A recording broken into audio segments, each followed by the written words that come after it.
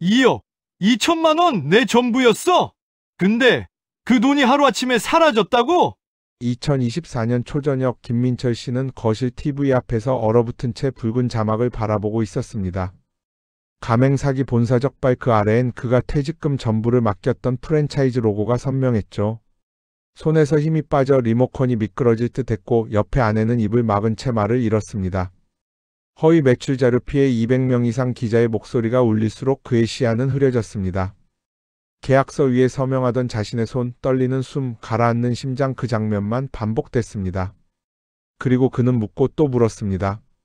나는 어디서부터 무너진 걸까?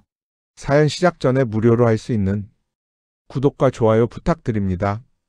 어디서 이야기를 듣고 계시는지 댓글로 달아주시면 기분 좋은 하루가 될 수 있도록 기도해 드리겠습니다. 제 이름은 김민철입니다. 명함에는 늘 김민철 부장이라고 적혀 있었죠. 그 명함을 얼마나 자랑스럽게 내밀었는지 모릅니다. 대기업 부장. 30년 넘게 그 자리를 지켰어요. 새벽 6시면 일어났습니다. 출근 준비를 하고 7시 반이면 어김없이 사무실 책상 앞에 앉아 있었죠. 퇴근은 언제나 밤 10시가 넘었어요. 때로는 자정이 넘기도 했습니다. 김 부장님, 오늘도 야근이에요? 후배들이 퇴근하며 물으면 저는 이렇게 대답했죠. 응, 이거 마무리하고 가야지. 너희는 먼저 들어가. 정말 대단하세요. 저희는 김 부장님 같은 직장인이 되고 싶어요. 그 말이 좋았어요. 인정받는다는 느낌. 필요한 사람이라는 확신. 그게 저를 버티게 했습니다. 밤늦게 텅 빈 사무실에서 혼자 일하는 날이 많았어요. 스탠드 불빛만이 제 책상을 비췄죠. 창밖으로는 도시의 불빛이 반짝였습니다. 저는 그 불빛들을 보며 생각했어요. 조금만 더 버티면 편안한 노후가 올 거야. 퇴직 후를 상상했습니다. 아내 순자와 함께 동네 공원을 산책하고 주말에는 낚시를 가는 모습. 아내가 좋아하는 꽃을 마당에 심으며 소소한 대화를 나누는 평화로운 일상. 여보, 퇴직하면 우리 제주도 한 달 살기 할까요? 어느 날 저녁 아내가 물었습니다. 좋지. 그때는 시간도 많을 테니까. 정말요? 약속이에요. 아내 얼굴에 환한 미소가 번졌어요. 저는 그 미래를 확신했습니다. 30년을 성실하게 일했으니 당연히 보상받을 거라고 믿었죠. 그런데 2023년 1월 회사 분위기가 이상했어요. 임원들의 표정이 굳어 있었고 폭도에서 수군거리는 소리가 들렸습니다. 구조조정한대 진짜? 누가?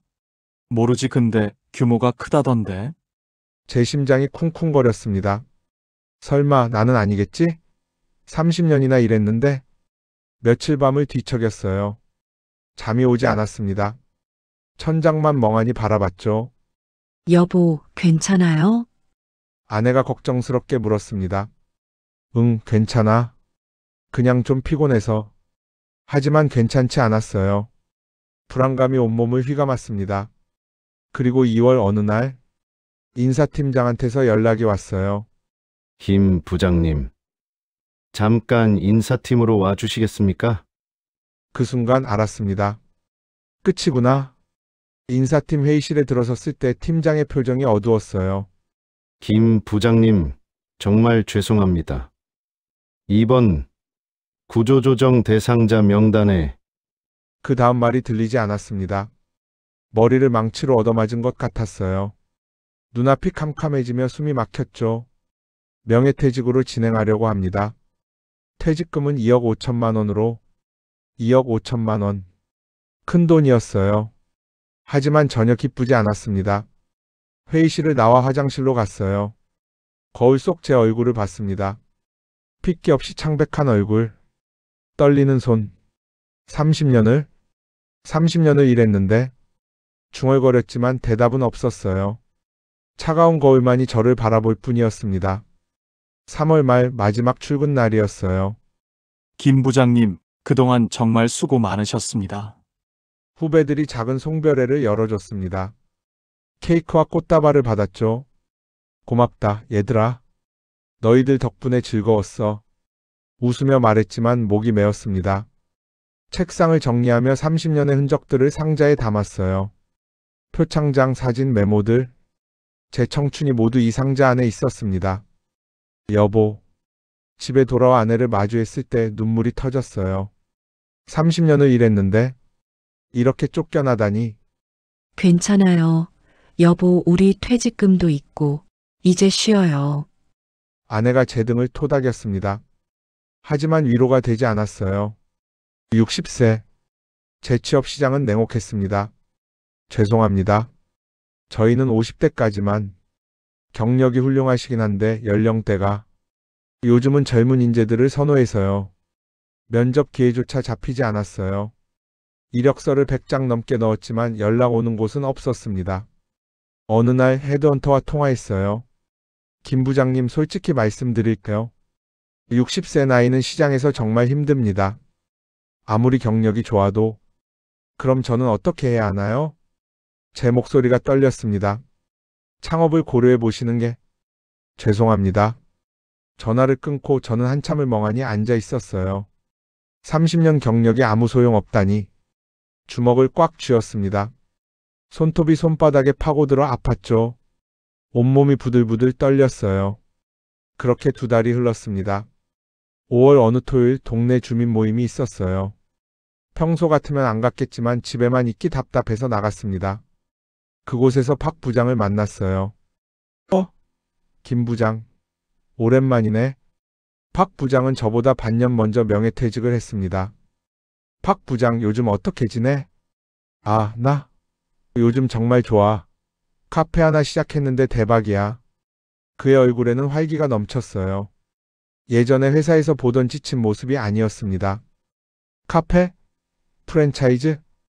응, 그래. 본사 지원도 좋고 수익도 괜찮아. 이것 좀 봐. 박 부장은 스마트폰을 꺼내 보여줬어요.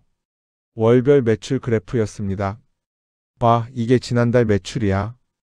1,800만 원. 순수익만 700만 원 넘어. 제 눈이 커졌습니다. 700만 원이요? 그래.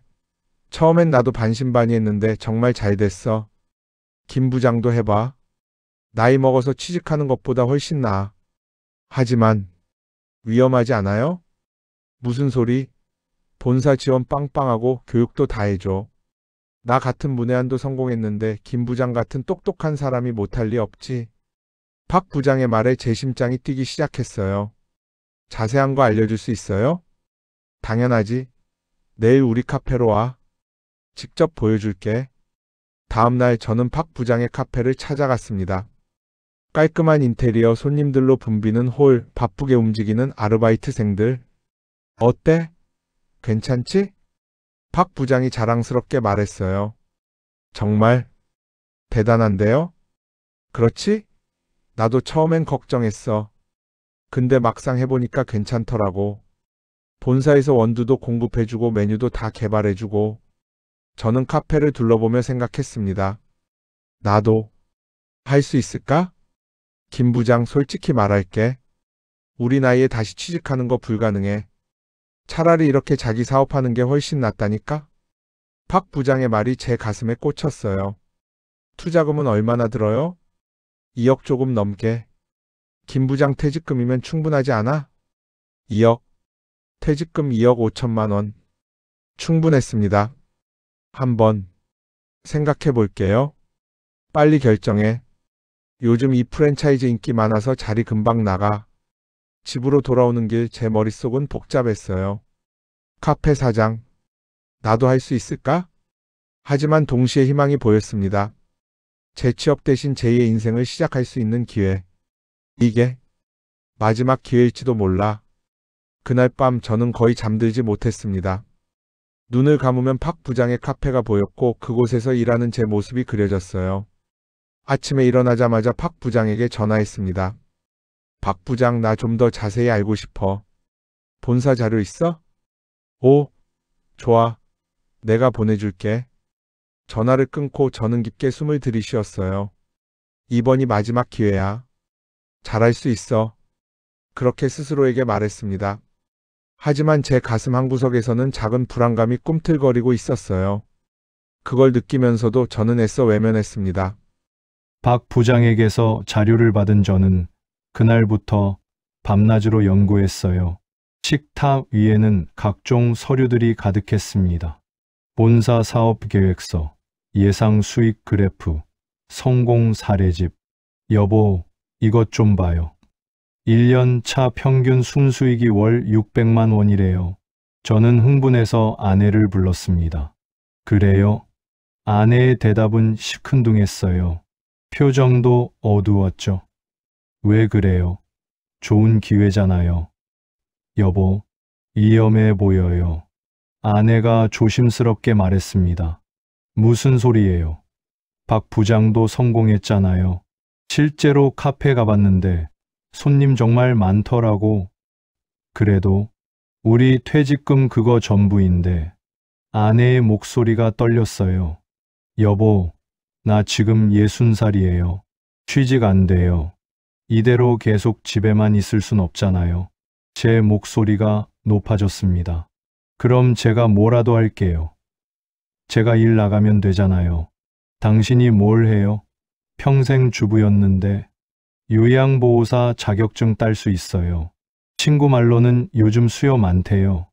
아내가 제 손을 잡았습니다. 그 손이 차가웠어요. 여보, 제발 그냥 편하게 쉬어요. 우리 퇴직금 아껴 쓰면서 조용히 살아요. 아내의 눈에 눈물이 맺혔습니다. 하지만 저는 고개를 저었어요. 안 돼요. 30년 넘게 일만 했는데 이대로 주저앉을 순 없어요. 여보, 이게 마지막 기회예요. 나도 뭔가 해야 해요. 이대로 늙어갈 순 없다고요. 제 목소리가 갈라졌습니다. 아내는 고개를 떨구고 한참을 말이 없었어요. 거실에 무거운 침묵이 흘렀습니다. 벽시계 초침 소리만 째깍째깍 울렸죠. 알겠어요. 아내가 작게 말했습니다. 뭐라고요? 하세요. 대신 조건이 있어요. 조건, 잘 안 되면 빨리 접어요. 끝까지 고집 부리지 말고. 아내가 제 눈을 똑바로 바라봤어요. 그 눈빛에는 걱정과 두려움이 가득했습니다. 알았어요. 약속할게요. 저는 아내를 꼭 안았습니다. 그 품에서 아내의 몸이 작게 떨리는 게 느껴졌어요. 다음 날부터 본격적인 시장 조사에 들어갔습니다. 역시 대기업 부장 출신답게 철저하시네요. 박 부장이 제가 만든 분석 자료를 보며 감탄했어요. 저는 동네 상권을 샅샅이 조사했습니다. 유동인구, 경쟁업체, 주 고객층, 소비 패턴, 노트북 앞에서 새벽 2시, 3시까지 자료를 정리했어요. 여보, 자러 가요. 너무 무리하지 마요. 아내가 따뜻한 우유를 가져다 줬습니다. 조금만 더요. 이거 끝내고 갈게요. 건강 챙기세요. 아내는 한숨을 쉬며 방으로 들어갔어요. 2주간의 조사 끝에 저는 확신했습니다. 이 상권이라면 충분히 가능해. 그런데 조사 중에 한 가지 걸리는 게 있었어요. 동네 부동산에서 만난 상권 전문가의 말이었습니다. 사장님, 이 동네 좋긴 한데 대기업 프랜차이즈 들어오면 좀 위험할 수 있어요. 네? 무슨 말씀이세요? 요즘 스타벅스나 투썸 같은 대형 브랜드들이 공격적으로 출점하거든요. 그것들 들어오면 개인 카페는 버티기 힘들죠. 그 말이 제 머릿속에 남았어요. 하지만 저는 애써 무시했습니다. 설마 여기까지 들어오겠어? 게다가 나는 프랜차이즈야. 개인 카페랑 다르지. 스스로를 합리화했죠. 6월 초 본사와 첫 미팅을 했습니다. 김민철 사장님, 반갑습니다. 저는 영업팀 이 과장입니다. 30대 중반으로 보이는 영업 담당자가 환하게 웃으며 악수를 청했어요. 네, 반갑습니다. 자료는 잘 보셨죠? 궁금하신 거 있으시면 뭐든 물어보세요. 네, 사실 몇 가지 궁금한 게 있는데요. 저는 준비한 질문 리스트를 꺼냈습니다. 첫째, 원두 공급은 어떻게 되나요? 본사에서 일괄 공급합니다. 가격도 시중보다 20% 저렴해요. 둘째, 경쟁이 심해지면 어떻게 하죠? 그래서 상권 분석을 철저히 해드리는 겁니다. 사장님이 고르신 위치도 검토해봤는데 아주 좋습니다. 이 과장은 자신감 넘치는 목소리로 대답했어요. 셋째, 만약 적자가 나면 사장님, 걱정 마세요. 저희 가맹점 중 90%가 6개월 안에 손익분기점 달성합니다. 90%요? 네. 이 그래프 보세요. 그는 화려한 그래프를 보여줬어요. 상승 곡선이 가파랐습니다. 와, 저도 모르게 감탄사가 나왔어요. 사장님 같은 경영 마인드 있으신 분은 분명 성공하실 겁니다. 제가 장담합니다. 그의 말에 제 가슴이 두근거렸습니다. 그래, 나라면 할 수 있어. 미팅을 마치고 집으로 돌아오는 길, 저는 들떠 있었어요. 여보, 나 결정했어요. 문을 열자마자 소리쳤습니다. 정말요? 거실 소파에 앉아있던 아내가 고개를 들었어요. 얼굴이 창백했습니다. 네, 이거다 싶어요. 본사 시스템도 탄탄하고 성공 사례도 많고 투자금은 얼마예요? 2억 2천만 원이요.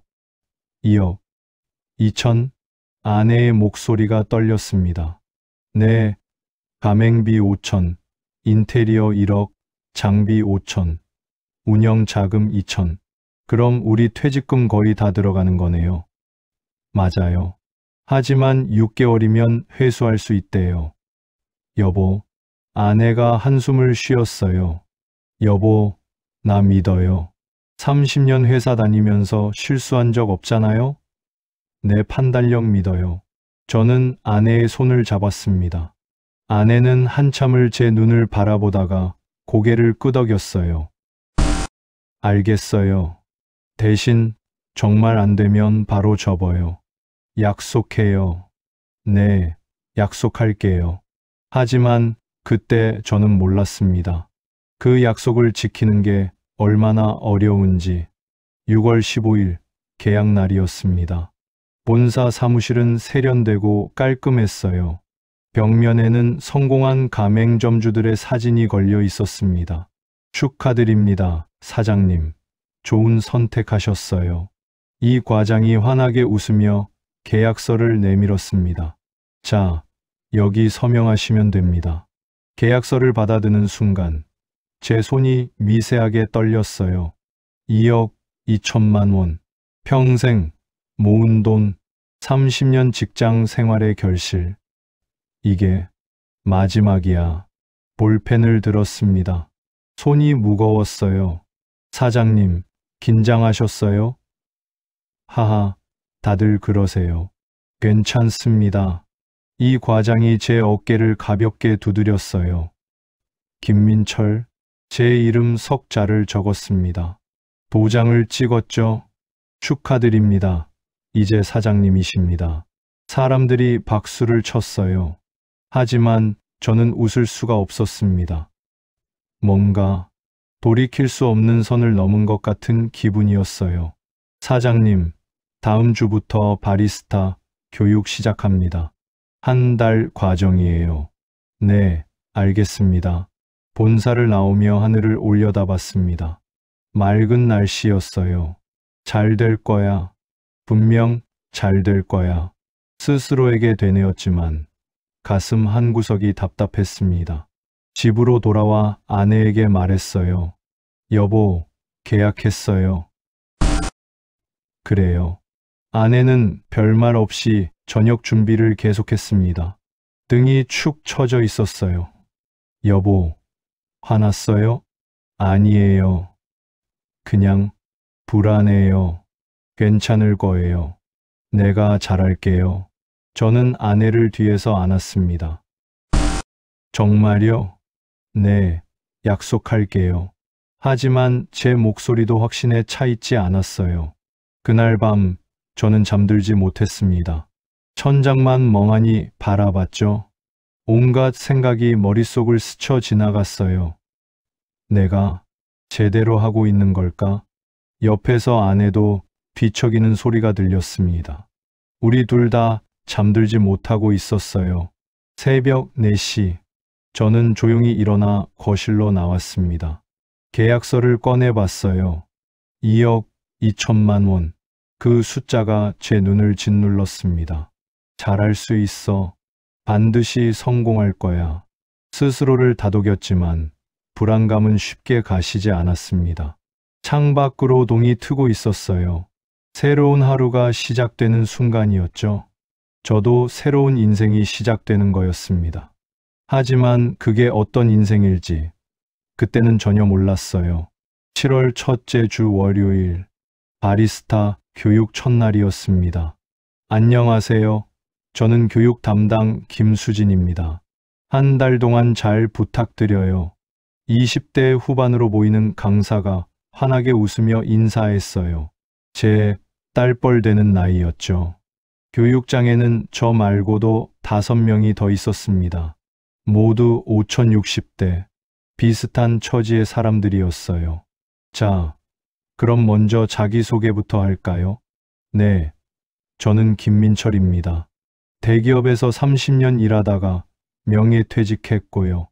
오, 대기업 출신이시네요. 멋지십니다. 하지만 멋지지 않았어요. 제 목소리는 떨렸고 손바닥에는 땀이 축축했습니다. 자, 그럼 이제 에스프레소 머신부터 배워볼까요? 수진 씨가 거대한 기계 앞으로 우리를 이끌었어요.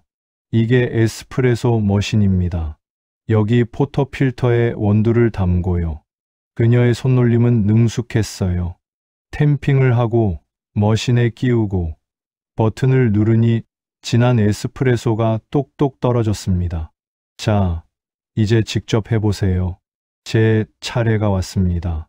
포터 필터를 잡았어요. 무거웠습니다. 원두를 담는데 손이 떨려서 원두가 바닥에 우수수 떨어졌죠. 아, 괜찮아요. 사장님, 처음엔 다 그래요. 수진 씨가 웃으며 말했지만 저는 얼굴이 화끈거렸어요. 겨우 원두를 담고 탬핑을 시도했습니다. 사장님, 힘을 좀 더 세게 주셔야 해요. 이렇게 수진 씨가 제 손을 잡고 힘을 조절해 줬어요. 아, 네. 머신에 끼우는데도 한참 걸렸습니다. 각도가 안 맞아서 몇 번이나 빼고 다시 끼우고. 됐다. 드디어 에스프레소가 나왔어요. 하지만 색깔이 이상했습니다. 너무 연했죠. 원두를 더 많이 넣으셔야 할 것 같아요. 다시 해볼까요? 네. 한숨이 나왔습니다. 옆에서는 다른 수강생들이 제법 잘하고 있었어요. 특히 저보다 나이 많아 보이는 한 분은 금세 요령을 익혔습니다. 나만 못하는 건가? 자존심이 상했어요. 점심시간, 다른 수강생과 함께 식당에 갔습니다. 김 사장님, 대기업 출신이라더니 대단하시네요. 아니에요. 저는 평생 가게만 했거든요. 이런 거 처음이라 떨리네요. 저도 처음이라 어렵습니다. 그래도 김 사장님은 머리 좋으시잖아요. 금방 배우실 거예요. 하지만 현실은 달랐습니다.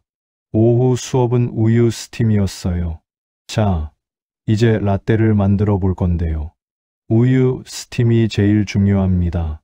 수진 씨가 우유를 부은 피처를 스팀 완드에 갖다 댔어요. 쉬익 소리와 함께 우유에 거품이 생겼습니다. 온도계로 확인하면서 6065도 정도까지만 데우세요. 너무 뜨거우면 단맛이 날아가요. 제 차례. 피처를 들고 스팀 완드를 잡았어요. 손이 또 떨렸습니다. 스팀을 켰어요. 쉬익. 으악. 우유가 사방으로 튀었습니다. 제 앞치마가 흠뻑 젖었어요. 사장님, 완드를 너무 깊이 넣으셨어요. 죄송합니다. 얼굴이 빨개졌습니다. 다른 수강생들이 웃음을 참는 게 보였어요. 창피해. 60년을 살면서 이렇게 무능하다고 느낀 적이 없었습니다. 일주일이 지났어요. 매일 연습했지만 실력은 늘지 않았습니다. 라떼 아트는커녕 제대로 된 에스프레소도 못 뽑았죠. 여보, 어때요? 재미있어요? 집에 돌아오면 아내가 물었습니다. 응, 재미있어. 거짓말이었어요. 재미보다는 좌절감이 컸습니다. 많이 힘들어 보여요. 괜찮아요? 괜찮아. 조금만 더 하면 익숙해질 거야. 하지만 밤마다 저는 유튜브를 켰어요. 바리스타 강의 영상을 보며 연습했죠. 탬핑은 이렇게, 스팀은 혼자 중얼거리며 동작을 따라했습니다. 여보, 자요. 너무 무리하지 마요. 조금만 더. 시계를 보니 새벽 2시였어요. 2주차.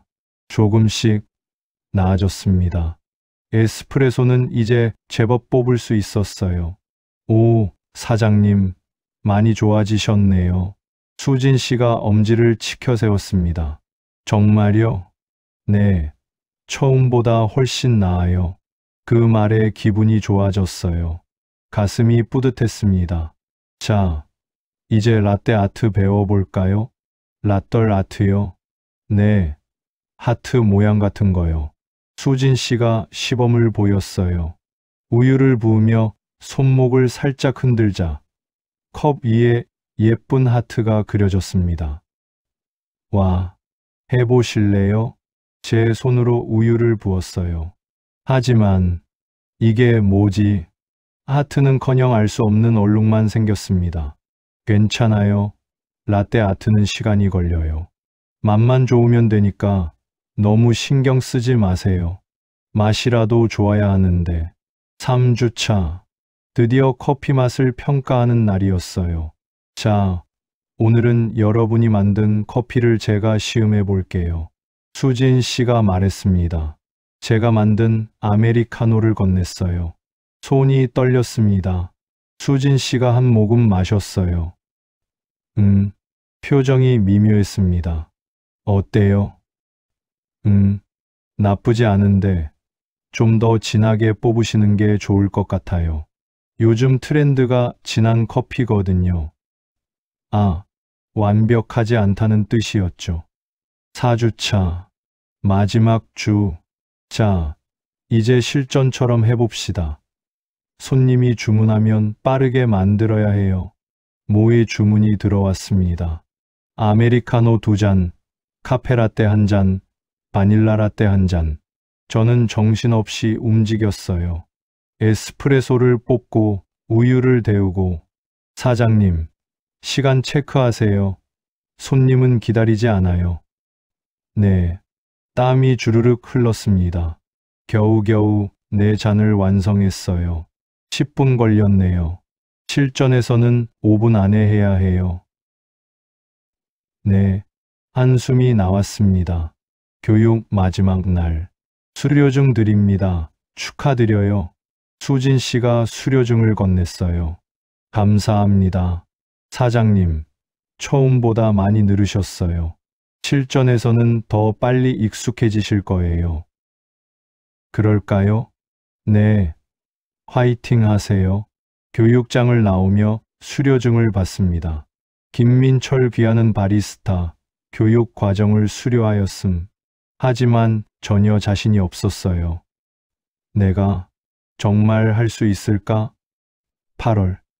본격적인 오픈 준비가 시작됐습니다. 사장님, 여기가 매장이에요. 본사 직원이 상가 열쇠를 건넸습니다. 문을 열고 들어섰어요. 텅 빈 공간이었습니다. 2주 후면 인테리어 끝나요. 그럼 바로 오픈 가능합니다. 네, 빈 공간을 보며 상상했습니다. 여기에 테이블이 놓이고 손님들이 앉아서 제가 만든 커피를 마시는 모습. 잘할 수 있어. 반드시. 스스로를 다독였어요. 인테리어가 진행되는 동안 저는 매일 현장에 나갔습니다. 여기 조명은 이렇게 하고요. 테이블 배치는 이렇게 하나하나 신경 썼어요. 제 가게니까요. 여보, 너무 무리하지 마요. 아내가 도시락을 가져왔습니다. 고마워요. 같이 먹어요. 우리는 공사장 한 구석에 앉아 도시락을 먹었어요. 기대돼요? 아내가 물었습니다. 네, 떨리기도 하고요. 잘 될 거예요. 당신 그동안 열심히 했잖아요. 아내의 손이 제 손을 잡았어요. 따뜻했습니다. 8월 20일, 인테리어가 완성됐습니다. 와, 문을 열고 들어서는 순간 감탄사가 터져 나왔어요. 깔끔한 나무 테이블, 아늑한 조명, 한쪽 벽면에 큰 거울. 멋지다. 사장님, 마음에 드세요? 네, 정말 좋네요. 카운터 뒤에 서봤어요. 에스프레소 머신이 반짝반짝 빛났습니다. 여기서 내가 커피를 만들겠구나. 가슴이 벅찼습니다. 가게 이름은 정하셨어요? 네, 늘봄 카페로 할게요. 늘봄이요? 네, 늘 봄처럼 따뜻하고 활기찬 카페가 되길 바라는 마음이에요. 좋은 이름이네요. 며칠 후 간판이 달렸습니다. 늘봄 카페. 초록색과 노란색으로 쓰인 간판이 햇빛을 받아 반짝였어요. 여보, 저기 봐요. 우리 간판. 아내와 함께 길 건너에서 가게를 바라봤습니다. 예쁘네요. 그저 우리 가게예요. 저는 어린애처럼 신이 났습니다. 9월 1일. 드디어 오픈 날이었어요. 새벽 5시에 일어났습니다. 잠이 오지 않았거든요. 여보, 벌써 일어났어요? 아내도 따라 일어났어요. 떨려서 잠이 안 와요. 괜찮을 거예요. 커피 한 잔 마시고 가요. 아내가 따뜻한 커피를 내려줬습니다. 고마워요. 커피를 마시며 창밖을 봤어요. 아직 어두웠습니다. 7시에 가게로 갔어요. 문을 열고 불을 켰습니다. 에스프레소 머신을 예열하고 컵들을 정리하고 사장님, 오픈 축하드려요. 옆 가게 사장님이 화분을 들고 왔습니다. 아, 감사합니다. 대박 나세요. 네, 감사합니다. 10시. 오픈 시간. 문을 열었습니다. 심장이 터질 듯 뛰었어요. 30분이 지났습니다. 아무도 오지 않았어요. 1시간. 여전히 조용했습니다. 왜 안 오지? 불안해지기 시작했어요. 그때 딸랑 문이 열렸습니다. 어서 오세요. 제 목소리가 떨렸습니다. 여기 새로 생긴 거예요? 40대 여성 손님이었어요. 네, 오늘 오픈했습니다.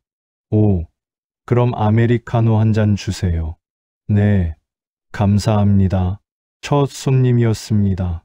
떨리는 손으로 에스프레소를 뽑았어요. 교육 때 배운 대로 차근차근. 잘하자. 잘할 수 있어. 아메리카노를 완성해서 건넸습니다. 여기 있습니다. 맛있게 드세요. 감사해요. 손님이 한 모금 마셨어요. 저는 숨을 죽이고 지켜봤습니다. 괜찮네요. 정말요? 네, 맛있어요. 오픈 대박 나세요. 감사합니다. 가슴이 벅차올랐습니다. 눈물이 날 것 같았어요. 30년 직장 생활을 접고 2억 넘는 돈을 투자하고 서투른 바리스타 교육을 받고 드디어 제 가게에서 첫 손님에게 커피를 판 거였습니다. 나 사장님이 됐구나. 오픈 첫날 손님은 생각보다 많이 왔어요. 여기 아메리카노 2잔이요. 카페라떼 하나 주세요. 점심시간에는 줄이 생겼습니다. 가게 밖까지 사람들이 늘어섰어요. 여보, 혼자 힘들겠어요. 아내가 앞치마를 두르고 나왔습니다. 아니, 괜찮아요. 아니에요. 제가 계산은 할게요. 아내가 계산대를 맡았어요. 저는 커피 만들기에만 집중할 수 있었습니다. 사장님, 빨리요. 네, 잠시만 기다려 주세요. 땀이 비 오듯 흘렀어요. 하지만 행복했습니다. 오후 5시 마지막 손님을 보내고 문을 닫았어요. 휴, 의자에 털썩 주저앉았습니다. 다리가 후들거렸어요. 여보, 수고했어요. 아내가 물을 건넸습니다. 당신도요. 고마워요. 오늘 얼마나 벌었을까요? 한번 계산해 볼까요? 계산기를 두드렸습니다. 총 매출 42만 원. 42만 원이에요. 정말요? 첫날에? 네, 손님이 83명 왔어요. 우리는 서로를 보며 웃었습니다. 여보, 잘 될 것 같아요. 아내의 눈에 희망이 반짝였어요. 그래요. 우리 잘할 수 있어요. 저도 확신에 차서 대답했습니다. 하지만 집으로 돌아오니 온몸이 쑤셨어요. 허리를 펴지 못할 정도였습니다. 여보, 괜찮아요? 응, 오래 서 있어서 그래. 괜찮아. 하지만 괜찮지 않았어요. 손목도 아프고 어깨도 결렸습니다. 나이구나. 침대에 누웠지만 잠이 오지 않았습니다. 온몸이 욱신거렸거든요. 일주일이 지났어요. 오픈 특가 덕분에 손님은 계속 많았습니다. 하루 평균 7,080명. 사장님, 여기 맛있어요. 자주 올게요. 커피 진짜 괜찮네요. 칭찬하는 손님들도 많았어요. 하지만 저는 지쳐갔습니다. 매일 아침 6시에 가게를 열고 밤 9시에 닫았어요. 하루 15시간. 여보, 직원 하나 뽑아요. 이러다 쓰러져요. 아내가 걱정스럽게 말했습니다. 아직은 아니야. 돈 아껴야 해. 하지만 괜찮아. 조금만 더 버티면 익숙해질 거야. 하지만 몸은 거짓말하지 않았어요. 손목은 시큰거렸고 허리는 계속 아팠습니다. 9월 말 첫 달 정산을 했습니다.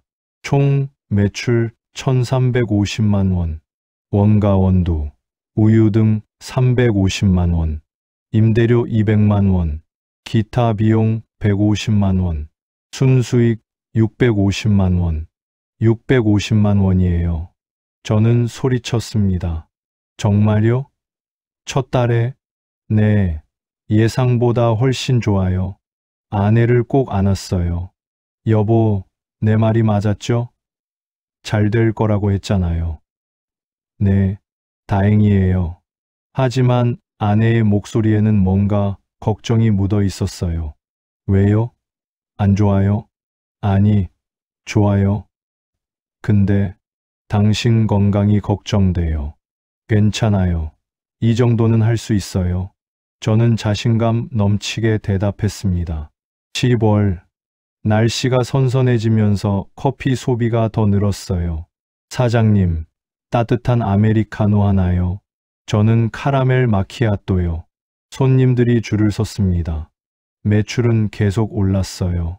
10월 매출 1,500만 원, 순수익 700만 원. 700이에요. 700. 저는 통장을 보며 환호했습니다. 박 부장에게 전화했어요. 박 부장, 나 이번 달 순수익 700 넘었어. 오, 축하해. 잘 되네. 당신 말대로 하길 잘했어. 정말 고마워. 당연하지. 김 부장이면 충분히 할 수 있다고 생각했어. 전화를 끊고 저는 하늘을 보며 웃었어요. 역시 내 선택이 옳았어. 11월. 단골 손님들이 생기기 시작했어요. 사장님, 오늘도 아메리카노 한 잔이요. 네, 알겠습니다. 얼굴을 아는 손님들이 늘어났습니다. 반가웠어요. 사장님, 여기 커피 정말 맛있어요. 감사합니다. 칭찬을 들을 때마다 가슴이 뿌듯했습니다. 하지만 한 가지 신경 쓰이는 게 있었어요. 젊은 손님들이 별로 없다는 것. 대부분 4060대였어요. 2030대는 드물었습니다. 뭐, 괜찮겠지. 단골들도 많고 애써 신경 쓰지 않으려 했어요. 12월 크리스마스 시즌이었습니다. 사장님, 크리스마스 이벤트 안 해요? 한 손님이 물었어요. 아, 이벤트요? 네, 다른 카페들은 다 하던데요. 저는 고민했습니다. 이벤트를 하면 비용이 들어가니까요.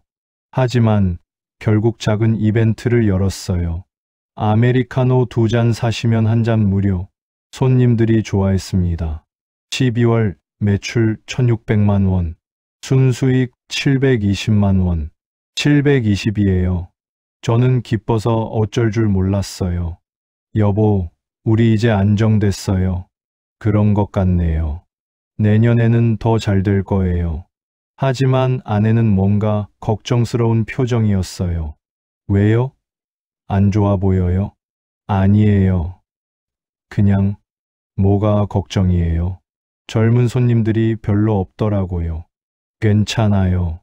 단골들도 많고 매출도 좋잖아요. 그래도 트렌드가 중요하다던데 걱정 마요. 잘 될 거예요. 저는 아내의 손을 잡았습니다.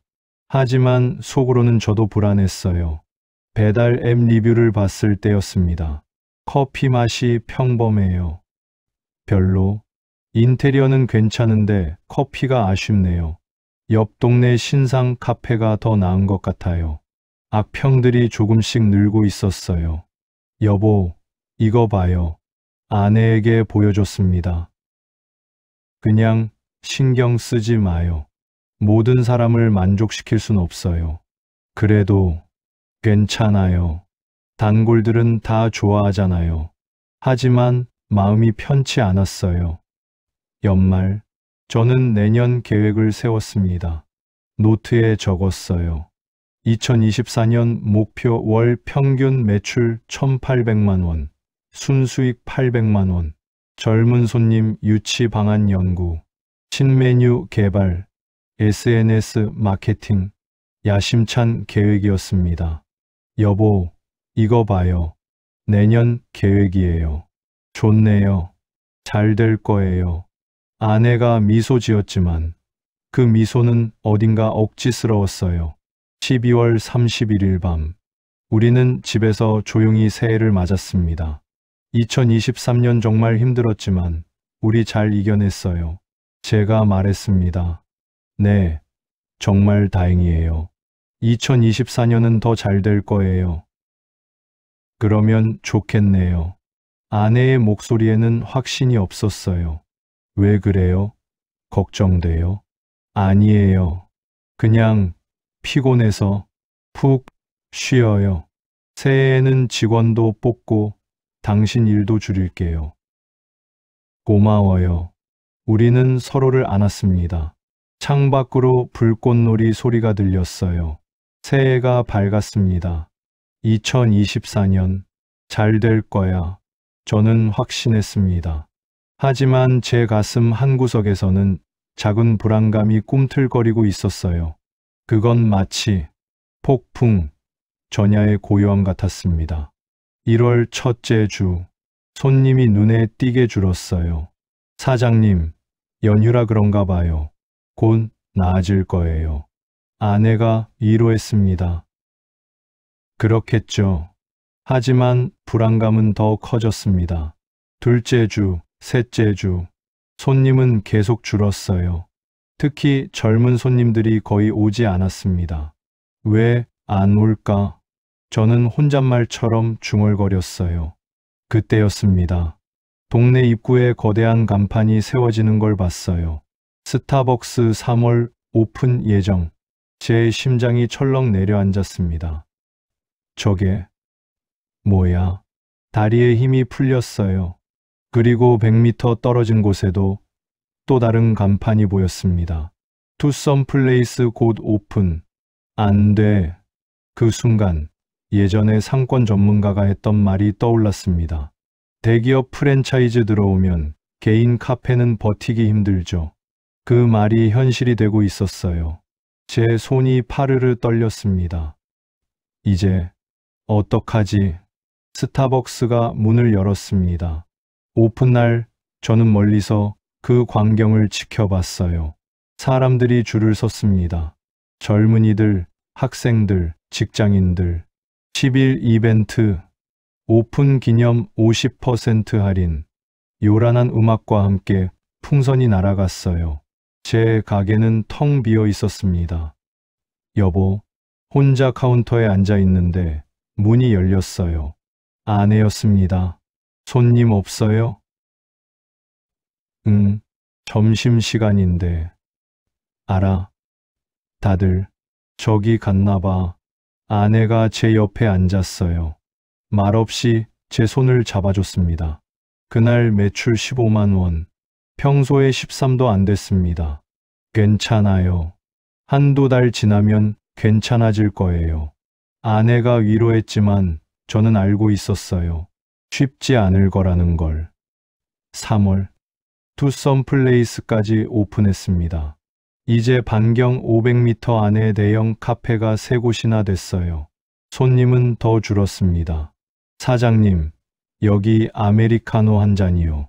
하루 종일 기다려도 손님이 10명도 안 왔어요. 감사합니다. 텅 빈 가게에서 저는 멍하니 앉아 있었습니다. 배달 앱을 켰어요. 리뷰들을 봤습니다. 여기 맛없어요. 스벅 가세요. 커피 너무 싱거워요. 왜 이렇게 비싸요? 스타벅스가 더 싸네. 악평들이 쏟아졌습니다. 손이 떨렸어요. 스마트폰을 내려놓았습니다. 왜 이래? 내가 뭘 잘못했지? 3월 매출 800만 원, 순수익 100만 원. 통장을 보는 순간 눈앞이 캄캄했어요. 100만 원. 생활비도 안 됐습니다. 여보, 직원 해고해야 할 것 같아요. 아내에게 말했습니다. 그래야겠죠. 다음 날 아르바이트생을 불렀어요. 미안해. 형편이 어려워서. 괜찮아요. 사장님. 이해해요. 20대 초반의 젊은 친구였어요. 착한 친구였죠. 정말 미안하다. 힘내세요. 사장님. 그 친구가 나간 후 저는 한참을 울었습니다. 4월. 이제 저 혼자 가게를 지켰어요.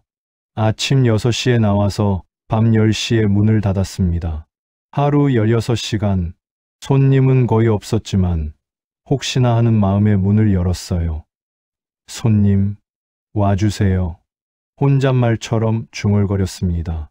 어느 날 오후 계산대에 앉아 있는데 갑자기 어지러웠어요. 눈앞이 핑 돌았습니다. 바닥이 흔들렸어요. 사장님, 괜찮으세요? 마침 들어온 단골 손님이 저를 부축했습니다. 네, 괜찮아요. 얼굴이 새하얗네요. 병원 가보세요. 괜찮습니다. 하지만 괜찮지 않았어요. 집에 돌아와 쓰러졌습니다. 여보, 괜찮아요? 아내가 놀라서 달려왔어요. 어지러워. 병원 가요. 지금 당장. 아니, 괜찮아. 괜찮기는요. 일어나요. 아내가 억지로 저를 일으켰습니다. 병원 응급실. 과로입니다. 스트레스도 심하고요. 의사 선생님이 말했습니다. 며칠 쉬셔야 해요. 이러다 큰일 납니다. 하지만 가게가 뭐가 중요해요. 목숨이 먼저죠. 의사가 단호하게 말했어요. 링거를 맞으며 천장을 바라봤습니다. 내가 왜 이렇게까지 눈물이 흘렀어요. 5월 어떻게든 버텨보려 했습니다. 할인 이벤트를 했어요. 모든 메뉴 20% 할인. 하지만 손님은 늘지 않았습니다. 신메뉴를 만들었어요. 유튜브를 보며 연구했죠. 딸기 라떼, 흑당 라떼. 하지만 반응이 없었습니다. SNS 광고도 해봤어요. 돈을 들여서. 하지만 효과가 없었습니다. 안 돼. 아무것도 안 돼. 5월 매출 650만 원. 순수익 마이너스 50만 원. 적자였습니다. 여보, 집으로 돌아와 아내를 불렀어요. 이번 달 적자예요. 알았어요. 미안해요. 괜찮아요. 우리 함께 이겨내요. 아내가 저를 안아줬습니다. 다음 날 아내가 말했어요. 여보, 제가 일 나갈게요. 뭐라고요? 요양보호사 자격증 딸게요. 친구 소개로 병원 파트타임 자리 있대요. 안 돼요. 당신이 왜? 우리 둘이 벌어야 해요. 당신 혼자서는 힘들어요. 하지만 결정했어요. 아내의 눈빛이 단호했습니다. 미안해요. 정말 미안해요. 저는 고개를 숙였어요. 눈물이 뚝뚝 떨어졌습니다. 울지 마요. 우리 함께 잘해봐요. 6월, 아내는 병원에서 일하기 시작했어요. 새벽 6시에 나가서 오후 3시에 돌아왔습니다. 힘들지 않아요? 괜찮아요. 일은 좀 힘들지만 돈은 벌어야죠. 아내가 씩씩하게 웃었지만 눈가에 주름이 깊어진 게 보였어요. 미안해요. 다 내 잘못이에요. 그런 소리 하지 마요. 우리 함께 시작한 거잖아요. 저는 아내를 꼭 안았습니다. 가슴이 미어졌어요. 어느 날 저녁 뉴스를 보고 있었어요. 가맹 사기 본사 적발, 공정거래위원회 조사 착수. 뉴스 자막이 눈에 들어왔습니다. 뭐지? 화면을 자세히 봤어요. 늘봄 카페 본사가 나왔습니다. 세상에, 온몸에 소름이 돋았어요. 본사가 가맹점 매출 자료를 조작하여 거짓 광고로 가맹비를 편취한 혐의. 피해 가맹점주만 200명 이상. 머리를 망치로 맞은 것 같았습니다. 여보, 여보, 아내를 불렀어요. 왜요? 이것 좀 봐요. 아내도 화면을 봤습니다. 얼굴이 하얗게 질렸어요. 이게 뭐예요? 우리가 속은 거예요. 저는 주저앉았습니다. 박 부장한테 전화했어요. 박 부장, 뉴스 봤어? 봤어. 그의 목소리도 떨리고 있었습니다. 우리 어떻게? 모르겠어. 나도 망했어. 뭐라고? 나도 3개월 전부터 적자야. 대출까지 받았어. 세상에. 전화를 끊었어요. 그날 밤 저는 한숨도 자지 못했습니다. 2억 2천만 원. 그 돈이 사라지고 있었어요. 7월 초 더 이상 버틸 수 없었습니다. 여보, 문 닫아야 할 것 같아요. 식탁에 마주 앉아 말했어요. 그래야겠죠. 아내도 예상했다는 듯 고개를 끄덕였습니다. 미안해요. 정말 미안해요. 제 목소리가 떨렸어요. 괜찮아요. 우리 최선을 다했어요. 최선을 다했는데 이렇게 망했어요. 여보, 아내가 제 손을 잡았습니다. 그 손이 차갑고 거칠었어요. 병원 일로 손이 많이 상한 거죠. 당신 손, 이렇게 됐네요. 괜찮아요. 일하면 이렇게 돼요. 다 내 잘못이에요. 내가 욕심 부렸어요. 저는 아내 손을 붙잡고 울었습니다. 다음 날 폐업 신고를 하러 갔어요. 폐업 사유가 어떻게 되세요? 공무원이 물었습니다. 경영 악화요. 네, 알겠습니다. 서류에 도장을 찍었어요. 손이 떨렸습니다. 10개월. 그게 늘봄 카페의 수명이었습니다. 가게로 돌아와 물건들을 정리했어요. 에스프레소 머신. 얼마에 팔 수 있을까요? 중고거래 사이트에 올렸습니다. 1,500만 원에 샀는데 500만 원이면 팔린대요. 그래도 팔아요. 테이블, 의자, 냉장고 하나씩 내놓았습니다. 사장님, 문 닫으세요. 단골 손님이 들어왔어요. 네, 죄송합니다. 아쉽네요. 여기 커피 좋아했는데. 감사합니다. 그 손님이 나가고 저는 한참을 멍하니 서 있었어요. 늘봄 카페 간판, 저 간판에 담았던 꿈들, 늘 봄처럼 따뜻하고 활기찬 카페가 되기를. 그 바람은 이루어지지 않았습니다. 간판 철거 업체가 왔어요. 여기요. 이 간판 내려주세요. 네, 알겠습니다. 사다리를 타고 올라간 직원이 간판을 분리하기 시작했습니다. 끼익 삐걱 나사를 푸는 소리가 들렸어요. 여보, 저 못 보겠어요. 아내가 고개를 돌렸습니다. 나도. 하지만 저는 끝까지 지켜봤어요. 제가 만든 꿈이 무너지는 순간을. 쿵. 간판이 바닥에 내려졌습니다. 늘봄 카페라는 글자가 먼지 속에 묻혔어요. 30만 원입니다. 네, 지갑을 열었어요. 마지막 남은 돈으로 간판 철거비를 냈습니다. 그날 밤 텅 빈 가게에서 마지막 시간을 보냈어요. 여보, 집에 가요. 조금만 더 있을게요. 혼자 가게를 둘러봤습니다. 계산대, 커피 머신이 있던 자리, 테이블이 놓여 있던 곳. 10개월. 짧지만 제 인생에서 가장 힘들었던 시간이었어요. 미안해요. 손님들, 미안해요. 혼잣말처럼 중얼거렸습니다. 불을 껐어요. 마지막으로 문을 잠갔습니다. 열쇠를 건물주에게 반납했어요. 수고하셨습니다.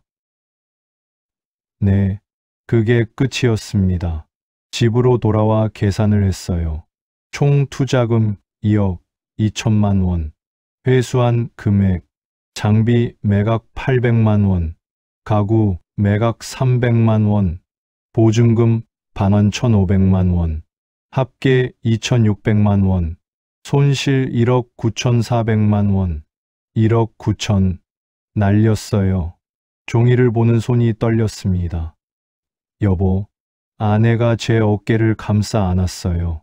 30년 모은 돈이 10개월 만에 그만해요. 이제 그만. 저는 아내 품에서 울었습니다. 어린아이처럼. 다음 날 박 부장을 만났어요. 동네 공원 벤치에 나란히 앉았습니다. 나도 망했어. 박 부장이 먼저 입을 열었어요. 얼마나 잃었어요? 2억 가까이. 나도. 우리는 한참을 말없이 앉아 있었어요. 미안해, 김 부장. 내가 권했잖아. 아니에요. 제 선택이었어요. 그래도 정말 미안해. 박 부장의 눈에 눈물이 맺혔습니다. 우리 어떡하면 좋죠? 모르겠어. 60 넘어서 다시 시작하기도 힘들고. 그러게요. 침묵이 흘렀습니다. 김 부장, 소송같이 할래? 본사 상대로. 생각해 볼게요. 하지만 저는 알고 있었어요. 소송으로 돈을 돌려받기는 어렵다는 걸. 집으로 돌아오는 길, 동네를 걸으며 주변을 봤어요. 제 가게가 있던 자리에는 벌써 임대 딱지가 붙어 있었습니다. 그리고 다른 카페들도. 저기 봐요, 여보. 3개월 전에 생긴 신생 카페. 문이 닫혀 있었어요. 폐업. 거기도 문 닫았습니다. 조금 더 가니 또 다른 카페도 폐업했더군요. 대형 카페 때문에 다들 망하는구나. 그러게요. 우리만 망한 게 아니었어요. 많은 소상공인들이 망하고 있었습니다.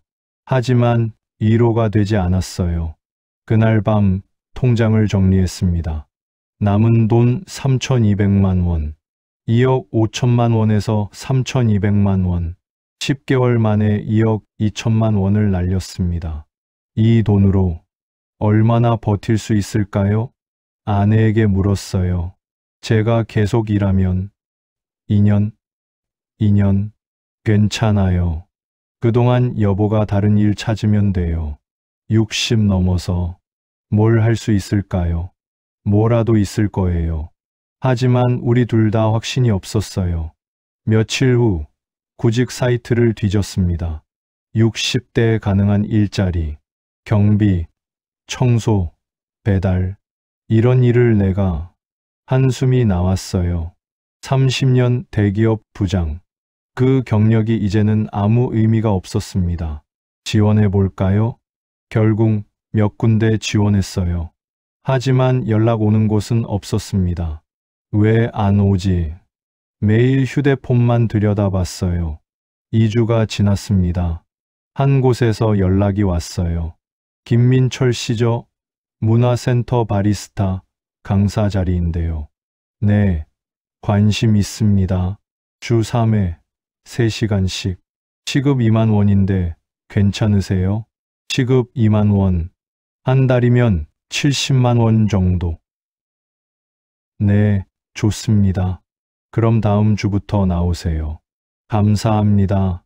전화를 끊고 저는 한숨을 쉬었어요. 월 70만 원. 예전 순수익 700만 원의 10분의 1 하지만 감사해야 했습니다. 그래도 일이라도 있는 게 어디야. 스스로를 위로했지만 가슴이 허했습니다. 문화센터 첫 출근 날. 안녕하세요. 김민철 강사입니다. 수강생들 앞에 섰어요. 10명 정도의 중년 여성들이 저를 바라봤습니다. 반갑습니다, 선생님. 선생님이라는 호칭이 낯설었어요. 10개월 전까지는 사장님이었는데. 자, 그럼 오늘은 에스프레소 뽑는 법부터 배워볼까요? 에스프레소 머신 앞에 섰습니다. 손이 떨렸어요. 늘봉 카페에서 쓰던 머신과 똑같은 모델이었거든요. 선생님, 괜찮으세요? 아, 네. 괜찮습니다. 심호흡을 했어요. 포터 필터를 잡았습니다. 원두를 담고 템핑하고 에스프레소를 뽑았습니다. 와, 선생님 정말 잘하시네요. 수강생들이 감탄했어요. 감사합니다. 제가 카페를 운영했었거든요. 정말요? 어디에요? 폐업했습니다. 순간 교실이 조용해졌어요. 아, 죄송해요. 아니에요. 괜찮습니다. 억지로 웃었습니다. 수업이 끝나고 한 수강생이 다가왔어요. 선생님, 저도 카페 창업 생각했었는데 어려운가 봐요. 네, 정말 신중하게 생각하세요. 저는 무모했어요. 조언 감사합니다. 그분이 돌아가고 저는 한참을 교실에 앉아 있었어요. 나는 왜 실패했을까? 집으로 돌아와 노트를 꺼냈습니다. 실패의 원인 하나씩 적기 시작했어요. 시장 조사 부족, 대형 카페 진출 가능성을 간과, 트렌드 이해 부족, 젊은 고객층 확보 실패, 본사 검증 부족, 과장된 자료만 믿음, 무리한 투자, 전 재산을 한 곳에, 건강 관리 실패, 혼자서 모든 것을 하려 함. 적고 보니 모든 게 제 잘못이었어요. 욕심이 문제였어. 한 달이 지났습니다. 문화센터 일이 조금씩 익숙해졌어요. 선생님, 오늘 라떼 아트 배울 거죠? 네, 오늘은 하트 그리는 법을 배워볼게요. 수강생들에게 가르치는 시간이 즐거웠습니다. 늘봉 카페에서는 느끼지 못했던 여유가 있었어요. 선생님, 커피 정말 맛있어요. 고맙습니다. 칭찬을 들을 때마다 가슴이 따뜻해졌어요. 어느 날 수업 후 수강생 한 분이 물었습니다.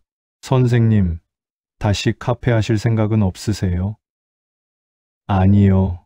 다시는 안 할 거예요. 왜요? 실력이 좋으신데. 실력만으로는 안 되더라고요. 타이밍도, 운도, 자본도 모든 게 맞아야 해요. 그렇군요. 그리고 이제는 욕심을 버렸어요. 욕심이요? 네, 큰 돈 벌고 싶다는 욕심. 그게 저를 망쳤어요. 그분은 고개를 끄덕이며 나갔습니다. 저녁에 아내와 저녁을 먹었어요. 여보, 오늘 강의 어땠어요? 좋았어요. 수강생들이 열심히 해요. 다행이네요. 당신은 일 많이 힘들죠? 괜찮아요. 익숙해지니까 할 만해요. 아내의 손을 봤어요. 거칠고 주름진 손. 미안해요. 당신이 일하게 만들어서 그런 소리 하지 마요. 우리 함께 사는 거잖아요. 고마워요. 정말. 저는 아내의 손을 꼭 잡았습니다. 3개월이 지났어요. 어느 토요일 오후 동네 공원을 걸었습니다. 여보, 날씨 좋네요. 그러게요. 벤치에 앉아 햇볕을 쬐었어요. 여보, 이제 좀 괜찮아요? 아내가 물었습니다. 괜찮다는 게 마음이요. 카페 일. 아직도 가끔 생각나요. 후회도 되고 그럴 수밖에 없죠. 근데요, 여보. 응? 이제는 받아들이게 됐어요. 내가 실패했다는 걸. 그리고 깨달았어요. 큰 성공보다 작은 행복이 더 중요하다는 걸. 아내가 제 손을 잡았어요. 지금 이렇게 당신이랑 공원 걷는 것, 수강생들 웃는 얼굴 보는 것, 그런 게 진짜 행복이더라고요.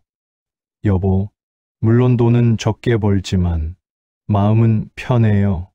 욕심 부리지 않으니까. 아내가 웃었습니다. 오랜만에 보는 환한 미소였어요. 당신이 그렇게 생각해줘서 다행이에요. 미안했어요. 그동안. 괜찮아요. 이제 우리 천천히 가요. 서두르지 말고. 네, 여보. 우리는 손을 맞잡고 한참을 공원을 걸었습니다. 가을 햇살이 따뜻했어요. 그리고 저는 깨달았습니다. 행복은 멀리 있지 않다는 것을, 바로 지금 여기에 있다는 것을. 6개월이 지났습니다. 선생님, 저희 수료식이에요. 수강생들이 케이크를 들고 왔어요. 제가 받을 게 아닌데. 아니에요. 선생님 덕분에 우리 다들 바리스타 자격증 땄잖아요. 축하해요, 선생님. 수강생들의 환한 미소를 보며 저도 웃었습니다. 진짜 웃음이었어요. 여러분, 저도 배웠습니다. 여러분한테서요. 저희가요? 네, 천천히 가는 것의 소중함을요. 케이크를 자르며 저는 늘봄 카페를 떠올렸어요. 그때는 성공에 급급했죠.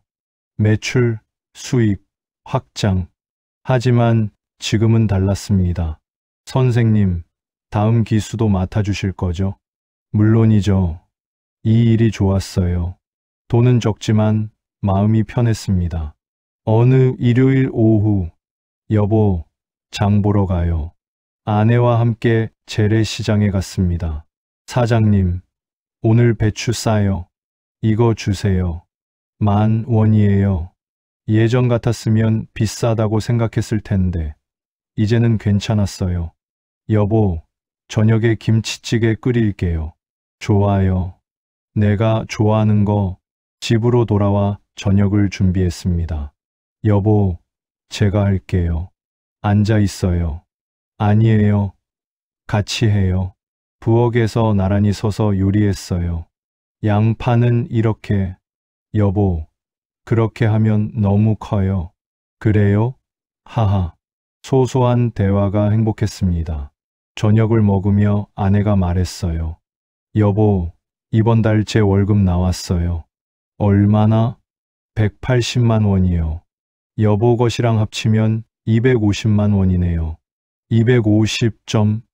예전 카페 순수익의 13도 안 됐습니다. 하지만 이상하게도 불안하지 않았어요. 충분해요. 우리 둘이 살기에. 그죠? 네. 욕심 부리지 않으면 충분해요. 저녁을 먹고 TV를 함께 봤습니다. 예능 프로그램에서 웃다가 아내와 이런저런 이야기를 나눴어요. 여보, 행복해요? 아내가 갑자기 물었습니다. 네, 행복해요. 진심이에요? 네, 진심이에요. 정말이었어요. 2억 넘는 돈을 잃었지만 저는 행복했습니다. 왜일까요? 욕심을 버렸기 때문이었어요. 크게 성공하려는 욕심, 많은 돈을 벌려는 욕심. 그 욕심이 저를 망쳤고 동시에 가르쳐 줬습니다. 진짜 행복은 돈이 아니라는 것을. 며칠 후 박 부장에게서 연락이 왔어요. 김 부장, 커피 한잔 할래? 좋아요. 동네 카페에서 만났습니다. 아이러니하게도 스타벅스였어요. 어떻게 지내? 그럭저럭요. 박 부장은? 나도 택배 일 시작했어. 택배요? 응. 돈은 얼마 안 되지만 뭐라도 해야 하니까. 박 부장의 얼굴에는 피로가 역력했어요. 힘들죠? 응. 근데 할 수 있어. 우리 이렇게라도 일할 수 있다는 게 다행이야. 그러게요. 우리는 잠시 말없이 커피를 마셨습니다. 김 부장, 미안해. 내가 권해서. 아니에요. 제 선택이었어요. 그래도 박 부장, 저 이제 후회 안 해요. 정말? 네. 물론 돈은 아깝지만 배운 게 많아요. 뭘 배웠는데? 욕심 버리는 법이요. 그리고 작은 것에 감사하는 법. 박 부장이 제 눈을 바라봤어요. 너 달라졌구나. 그런가요? 응. 예전에는 눈빛이 불안했는데 지금은 편안해 보여. 감사합니다. 헤어지며 박 부장이 말했어요. 김 부장, 우리 다시 시작하는 거야. 60 넘었지만, 네, 맞아요. 다시 시작하는 거예요. 화이팅 하자. 네, 화이팅. 집으로 돌아오는 길, 저는 생각했습니다. 나는 실패했다. 하지만 끝난 게 아니다. 이제 저는 김 부장이 아닙니다. 김 선생님이에요. 문화센터 수강생들이 그렇게 불러줍니다. 돈은 적지만 보람 있는 일입니다. 그리고 무엇보다 아내와 함께 소소한 일상을 나눌 수 있습니다. 그게 진짜 행복이라는 걸 이제야 알았어요. 며칠 후 문화센터에서 새 수강생들을 만났습니다. 선생님, 저 카페 창업 생각하는데요. 조언 좀 주세요. 50대 초반의 남성이었어요. 눈빛이 간절했습니다. 신중하게 생각하세요. 네, 저도 카페에 썼어요. 그리고 망했습니다. 아, 큰돈 벌려는 욕심으로 시작하지 마세요. 정말 커피가 좋아서 하세요. 알겠습니다. 그리고 전 재산 걸지 마세요. 여유 자금을 남기세요. 그분은 고개를 끄덕이며 메모했습니다. 제 실패가 누군가에게 교훈이 된다면 그것도 의미 있는 일이겠죠. 저녁, 집 창문을 열었어요. 봄바람이 불어왔습니다. 여보, 봄이에요. 그러게요. 벌써 봄이네요. 늘 봄 카페. 늘 봄처럼 따뜻한 카페를 꿈꿨었죠. 그 꿈은 이루지 못했지만 괜찮아요. 제 인생에 진짜 봄이 찾아왔으니까요. 작지만 따뜻한 봄. 큰 성공은 아니지만 작은 행복으로 가득한 봄. 여보, 사랑해요. 저도 사랑해요. 아내를 안으며 저는 웃었습니다. 진심으로. 김민철의 제2의 인생. 실패로 시작했지만 행복으로 이어지고 있습니다. 그리고 저는 이제 압니다. 진짜 성공은 큰 돈이 아니라 소소한 일상에 감사하며 사는 것이라는 걸. 시청해 주셔서 감사합니다. 오늘 이야기가 조금이라도 도움이 되셨다면 구독과 좋아요를 눌러주세요. 여러분의 작은 관심이 또 다른 누군가에게 도움이 되는 이야기를 만들어 갈 수 있는 힘이 됩니다. 모든 분들이 건강하고 행복한 삶을 사시길 바라면서 오늘 영상을 마치겠습니다. 감사합니다.